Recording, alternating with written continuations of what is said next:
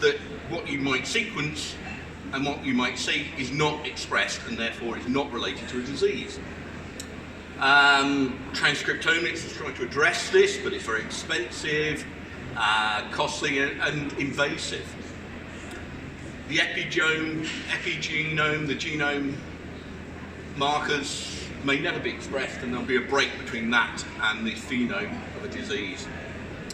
And expressed phenomics, or the phenotype markers, are much better clinical indicators of disease than these genetic susceptibility markers that we see purported. You would not diagnose insulin with a genetic marker. It would be, and it is absolutely dangerous, to diagnose breast cancer in somebody who has no familial history by a BRCA1 mutation, and that has been proved. So we have to look in different directions. Just going to look here. So what we really need to start developing is digital chemical pathology.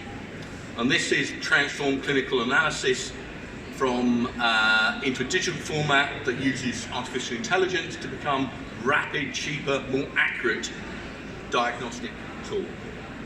Now, we can't really do that with conventional technology, with the immunoassay type-based technology, because we will get one sample, we will run an immunoassay and we'll get one output, only one information output. We'd then have to take some more sample, run it in another immunoassay system, and so on. This is Morse code. This is not digital pathology.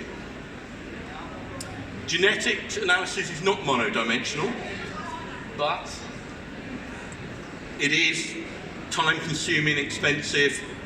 There are certain machine interfaces that have to come into play, optical readers to transform the information that comes out from the chemical analysis into a digital format, and then you have to have purpose-built sequence recognition analysis and probability of disease association software. So it's quite a complex process. Financially really nice, but expensive. Mass spectrometry, though, offers a solution to many of these digital chemical pathology problems. We can get simultaneous identification of multiple analytes in one run. We can get relative quantification very simply. Sample volume is phenomenally small, as I will show you.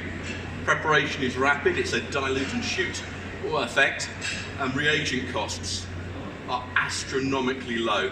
I'm not allowed to say cheap, but affordable to anyone in the world. And data generation is rapid, less than 1 minute. Output is directly digital. So this is a 1 microliter of serum, diluted 1 in 100, ran on a mass spec, and as you can see, I'm looking down at the low lipoproteins all the way up to immunoglobulins. Phenomenal amount of data from just 1 microliter of sample. And we can develop more tests from just one simple sample. We might look at the apoproteins, or we might look at the immunoglobulins, all in that one sample. Now, the data collection is just a simple data file, and if I can, sorry, I'm going to walk over and show this. When I'm diagnosing hemoglobinopathies, that part of the spectra, that is all I'm looking at. I haven't looked at the rest of the spectra, and I'll show you the kind of analysis I can do there, where I can diagnose not only alpha beta thalassemias, but all hemoglobinopathies where there is a mass change in the hemoglobin. A project that is based around mass spec is far, far cheaper than the Human Genome Project. In the Human Genome Project, you have complex sample collection, you have to do complex reagents of nucleic extraction. We're doing non-invasive simple sampling, simple tiny fraction of the blood. Simple sample process, quite often there is no pre-preparation. Although the instrumentation is costly, that's about it. Now in DNA analysis, you have to have an optical output which has to be transformed into digital data. The data that comes from a mass spectrometer from its analysis is directly digital. as it's a sort of 2x2 table of data, it's off-the-shelf bioinformatics. We can do targeted MALDI mass spectrometry. I'll show you examples that we are currently doing for hemoglobinopathies, diabetes, pre-diabetes, oncology screening, where we know what the molecule is. And because we know what the molecule is, we can identify the mass peak, and we can look for mass shifts, quantifications, indicative of a disorder. And this is examples of spectra that we'll get looking at hemoglobin. I can look at alpha globin, beta globin, and here I can look at sickle cell on the top left-hand panel, or persistent expression of fetal hemoglobin all in one shot. Hell of a lot of information in just 20 minutes I'm going to show you. What's interesting is that I can look back at my data and see if there's something interesting. One of the recent things we've been looking at is that in the low mass region we're picking up beta amyloids. So a lot of work that's now been published on beta amyloids and screening for Alzheimer's disease we can do from a pinprick of urine, pinprick of blood, looking at the serum on the mass spec, and we can look directly for the amyloid proteins that are associated with Alzheimer's in serum. Untargeted MALDI applications are more of a screening approach. We, for example, take urine samples, and we have been looking in pregnancy samples for Down syndrome, early pregnancy, best embryo scores when we took the culture media of IVF samples. And here we look for an algorithmic pattern change in the mass spectra. So this is the kind of mass spectra you'll get from a 1 microliter sample of pregnancy urine. We typically look for the key pregnancy markers like the beta core fragment of chorionic gonadotrophin. But if you look to the left, I don't know what these proteins are, but I don't necessarily need to identify them. What we've been doing is quantifying them, normalizing, so a little bit of mathematics. I'll put that to one side, and when we do transformations, we can see pattern changes which are associated with the mother carrying a Down syndrome child.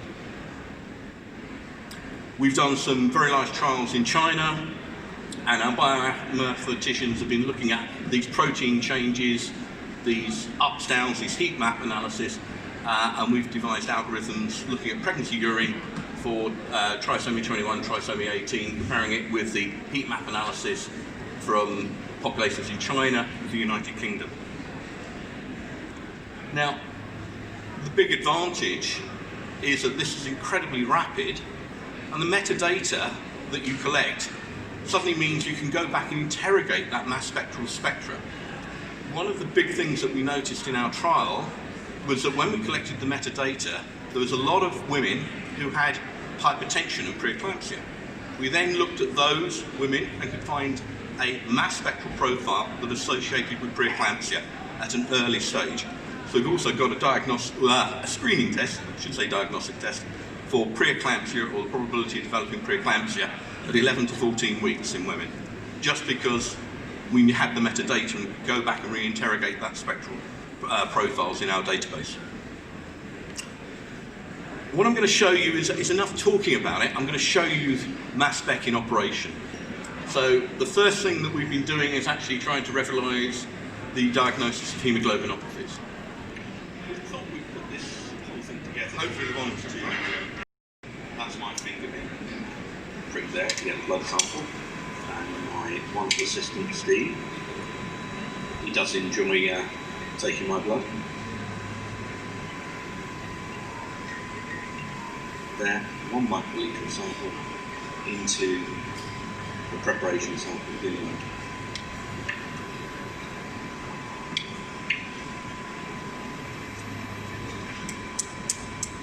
Ably mixed by Steve.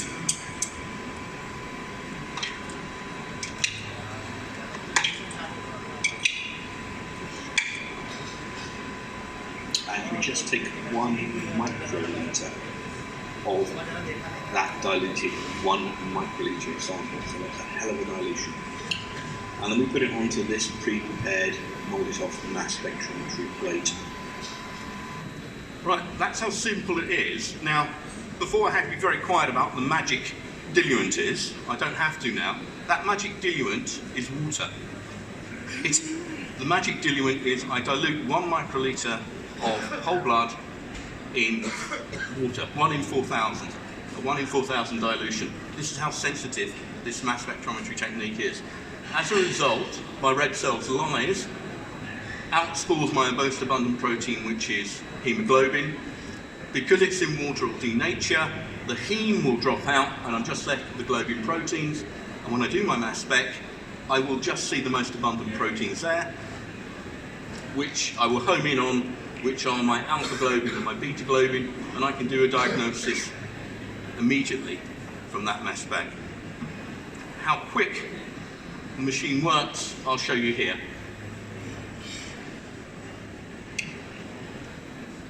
So that's that plate you saw. I've just let the sample dry on top of the mass spec plate, and it's gone into the mass spectrometer. And that's my alpha, that's my beta globin. Use that as a reference control. We just started finding it here on a sample that we've built up out from here. And in red is its superimposed line is the beta globin, so right position here is the alpha globin, right position, but as we let it run on to the scene, we do actually 5,000 sampling, so this is an accumulation of 5,000 shots. You'll see that there is a reduced amount of alpha compared to beta. Normally the alpha is more intense than beta. And here we've got an inversion of that, indicating that this person has a silent alpha thalassemia. You probably can't hear, but what we're showing is a silent alpha thalassemia. 20 minutes from start to finish, we've got a diagnosis of silent alpha thalassemia. I'll show you another one, which is also with a central area, which are on Guthrie cards, which is so capital.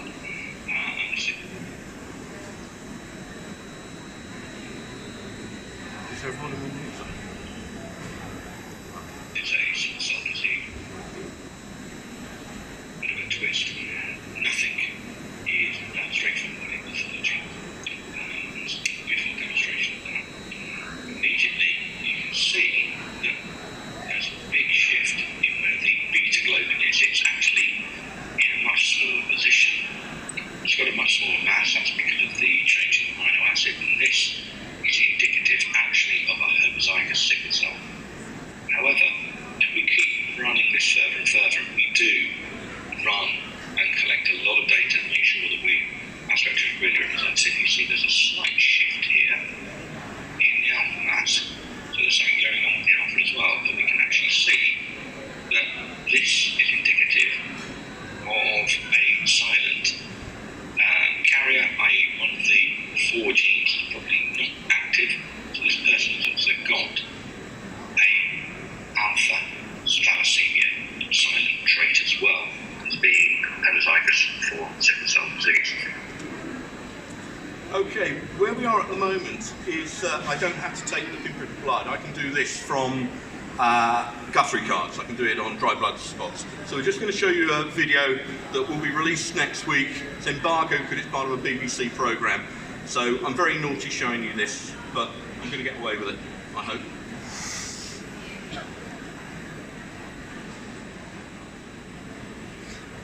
If it'll go now. So once the sample is received by our lab staff, they'll take out the sample and punch out your blood spot, which then prepares it for the process of going into the machine, which is the MALDI ToF MS spectrometer. What happens there is the sample is then hit over 8,500 times by a laser, and then you're mapping the profile of your hemoglobin and produces spectra, which are plugged into an algorithm, which then produces the result. Whoever has requested the results can then take that to a GP if they need to, if they're concerned. Our testing process and our results process would definitely ease the burden on the NHS.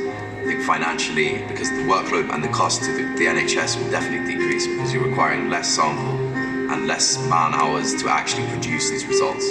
This technology could make a difference to hemoglobinopathy diagnosis. So for us, the immediate benefit would be in the context where we need rapid turnaround. MAP Sciences has helped us in the past in a very difficult patient to reach a diagnosis which we couldn't reach by any of the laboratory methods available to us inside the NHS, and we reached out to them because we knew that they had advanced diagnostic facilities for hemoglobin problems. We're currently working on ovarian cancer, prostate cancer, moving forward into breast cancer and lung cancer, etc.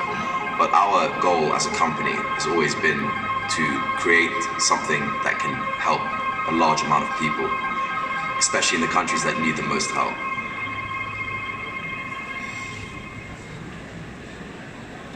So once... Sorry. Okay. I'm hoping you're asking yourself, Ray, what was this diagnostic problem that Cambridge University Hospital had that they couldn't solve? What did you do? Well, I'm going to tell you.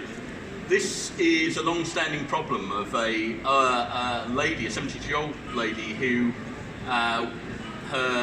she was getting shortness of breath, she was getting black lips, and her family were getting very, very concerned about her. And she was on a cruise. She immediately came back to the UK, and she was reviewed by the respiratory team at Papworth and found had very low oxygen sats, 91%. Her oxygen sats kept on changing, 83, 87%, and she went through huge numbers of examinations to try and find out what was wrong with her. Now this went lots of expensive tests, diagnosis. Was she met hemoglobinemia? She wasn't. Did she have a rare hemoglobin type, hemoglobin M? Was she sulfated hemoglobin? Drug interference? Did she have royal blood? Was this the problem? Called the poisons unit to see if something was going on that explained her problem.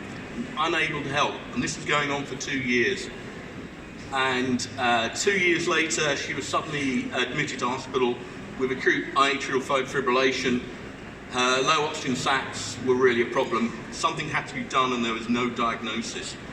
So my clinician friends, Dr. Besser, decided to attempt an exchange transfusion.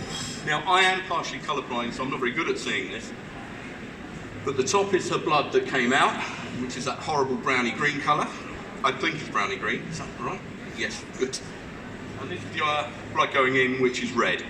So you can see there's something going on here that's not good. That was her lips before she had the exchange transfusion. That was her lips after the exchange transfusion. It proved the symptoms. So, ongoing management, weekly, 1 unit exchanges, despair as what the hell was causing this. So Dr. Besser then said, Ray, can you have a look and see what you can do? So it took us a week. It was rapidly quick. So what we did, we just took the blood, and we would normally, in which we did this case, we normally just looked at the globin proteins and showed that she had totally normal globin proteins. But instead of looking at globin proteins, we decided to look at her heme instead, which is a different part of the mass spectra. We knew what the masses, all the breakdown products of heme are. We also knew if there was anything sticking to it, we would see a mass shift and we'd be able to diagnose. What we suspected is that she was getting, she had this thing called sulfhemoglobin, and the poison units, and they weren't able to diagnose easily sulfated hemoglobin. And, well, yes, there it was. When we set it all up, 20 minutes later, there we could diagnose that she had sulfur monoxide, sulfur dioxide, binding to her heme that reduced normal heme, and you can see these spikes coming up where she was poisoned.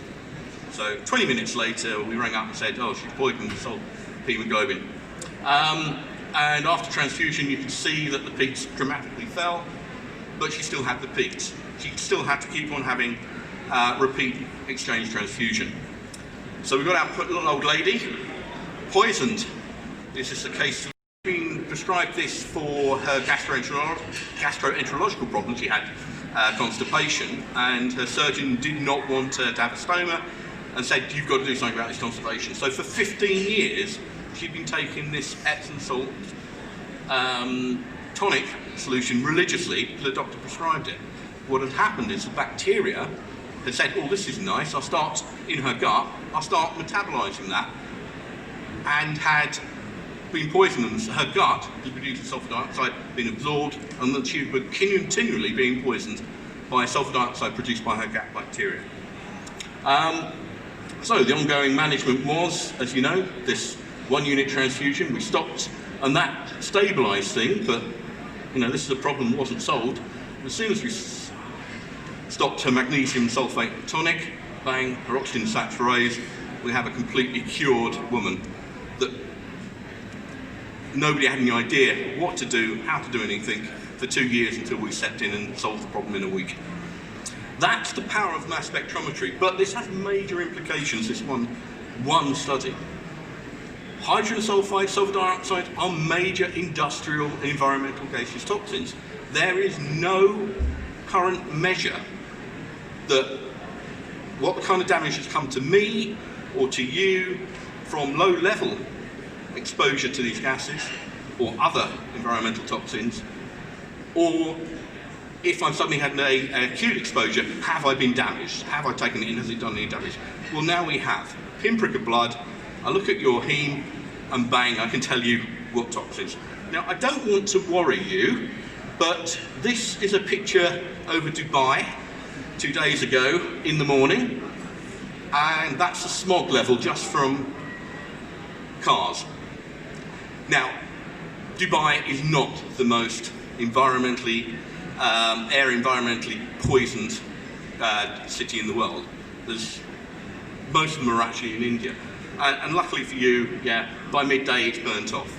But I'm just proving the point that we can actually now measure that, and you could map entire cities of which areas have got the worst environmental air poisoning with this technique. It's just an example. So, what's Map Science's digital pathology future? We can do minimal invasive sampling. We can take urine, pinprick of blood. I'm not Theranos, this is real work, so unlike Theranos work. And simultaneously take through micro quantities of samples, multiples of different analytes.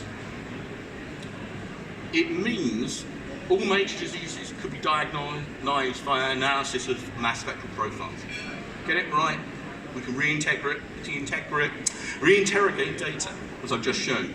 The cost of sample collection and analysis will fall dramatically. So this means that everyone in the world can have rapid, cheap diagnostics using this technology.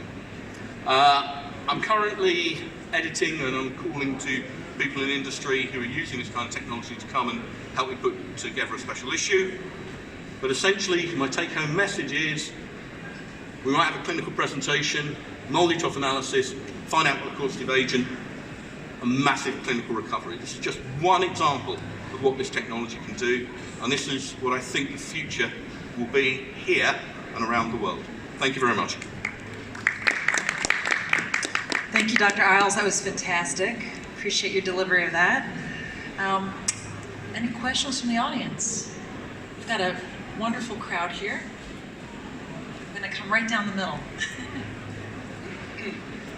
Excellent talk, thank you very much. I just wondered, is it possible for you to actually calculate the cost to the NHS of all that additional testing that was performed on that particular case, and then compare that to how much it actually cost to perform on mass spectrometry? I really would hate to do it because they sequenced her genome for the hemoglobin sequences twice because they didn't know what was going on. They did catheters to measure her oxygen in each ventricle to see if there's a shunt. So actually, it was enormous. If I do it, we're talking hospital time, admission time, 100,000 against £20. It's just ridiculous. It is absolutely amazing. Thank you, great question. Any other questions? Well, Dr. Iles, thank you very much for being with us here at Transformation Talks at MedLab. We hope to see you again next year. And more stories. okay, we will wish you safe travels back. Thank you very much. Cheers.